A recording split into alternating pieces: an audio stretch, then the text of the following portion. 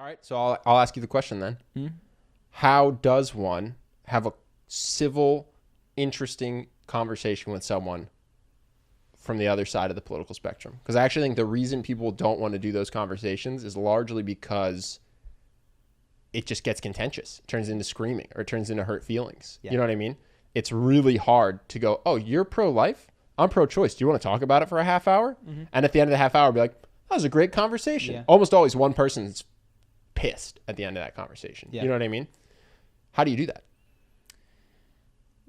The biggest thing that comes to mind is to clarify why you're discussing, and if what you're discussing and if you get down and you're honest with yourself is you're in it to win it, or you're in it to prove that people who disagree with you are in fact monsters and show them the error of their ways. Yeah, or dumber than you, or whatever it is. Yeah, it's going to go poorly.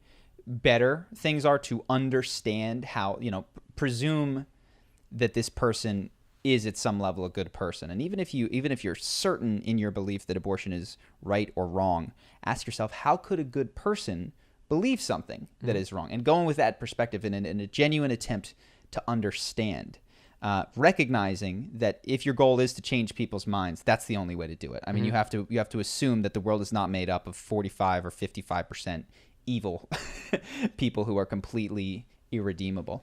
But yeah, I think that's the biggest one. And the other thing is, and we've talked about this before, reflect on the conversations you've had and ask yourself genuinely, when was the last time that I had my mind changed in the course of an argument? And if it's never, then it's about time.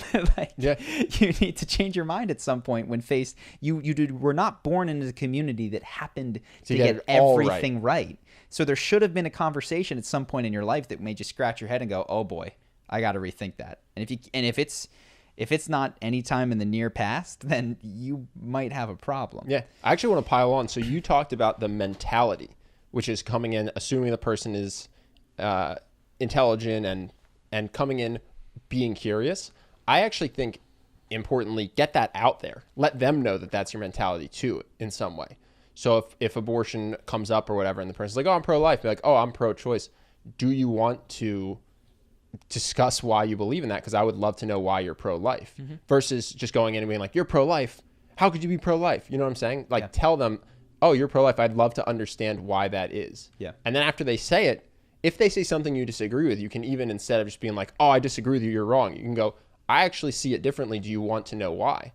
And they might just say like, no, I don't want to talk about this. And you go, okay. But now you've at least killed it before it gets contentious. You can be like, okay, this person's choosing that they never want to hear a dissident opinion. Okay. If that's their mindset, you're not going to change their mind anyway, right? But if you do basically gently open the door by saying, oh, actually, there's something that I would say I see differently than that. Do you want to hear it?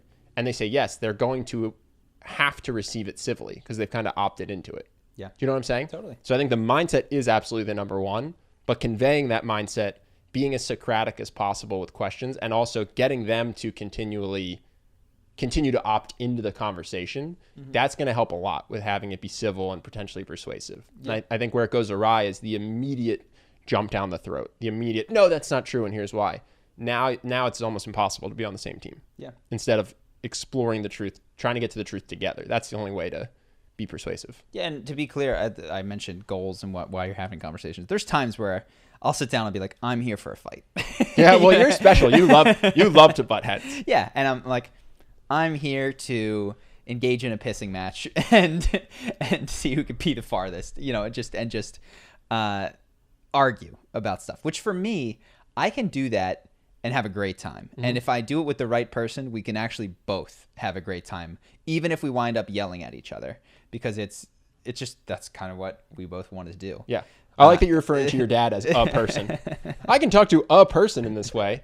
It's fun. I don't know how everybody feels, but we often just wind up screaming at each other. But it's, at least at this point in our relationship, from my perspective. Well, it's kind of like a duel. Yes. You're not jumping him. You're not mugging him. No. It's like a duel. You enter into the ring together.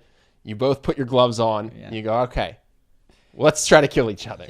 Yeah, say something. And that's different. You know what I mean? That's different, I think. That's yeah. Again, that's two people agreeing. We're going to, instead of trying to change our minds civilly, we're going to try to make each other look stupid and batter each other with stubbornness. Yeah. And that's consensual. It's fine. It could be fun. Yeah. I think if you want to persuade somebody, setting the tone early and often will be hugely helpful. Sure.